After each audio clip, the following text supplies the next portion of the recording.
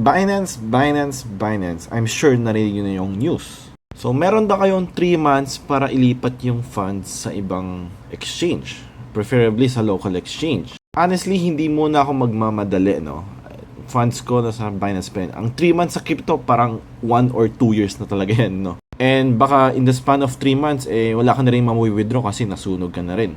In short, marami pang pwedeng mangyari in a span of 3 months. Ang hindi ko lang magets, bakit Binance lang yung nag-iisang crypto exchange na ina-advise against nila. Because technically lahat ng mga exchanges except yung mga locals ay unregistered. So I'm not sure bakit Binance lang. Kahit nga yung e-commerce na scam hanggang ngayon buhay pa rin di ba? Di ko din magets. Kung ibaba nila yung Binance, dapat binan na rin nila lahat ng mga exchanges. So I think may kinalaman ang politics dito kung bakit binaban nila yung Binance. So saan mo naman nilipat yung funds mo? So preferably sa mga local exchanges.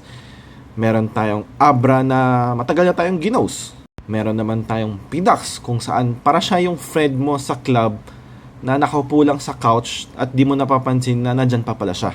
And meron tayong number 1 local exchange which is yung Coins.ph kung saan kung hindi man manakawan funds mo, mabibreach naman yung personal information mo. So hindi mo alam saan ka lilipat.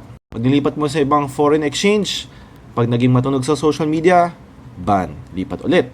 Ban ulit. That's why ganun ka-importante yung decentralization, ganun ka-importante yung DeFi, ganun ka-importante yung mga hot wallets, non-custodian wallets. Kasi walang makakapigil sa'yo, walang makakakuha ng funds mo, except na lang na phishing ka. Walang makakapigil sa'yo kung saan mo naman gustong gastusin yung pera mo.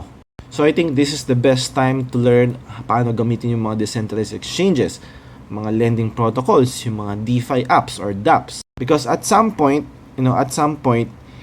hindi na tayo pwede mag-rely sa mga centralized exchanges. Lahat ng makikita mo sa mga centralized exchanges, makikita mo rin yan sa mga decentralized exchanges. Earn, staking, futures, swap. So, ang kailangan mo na lang gawin is pag-aralan.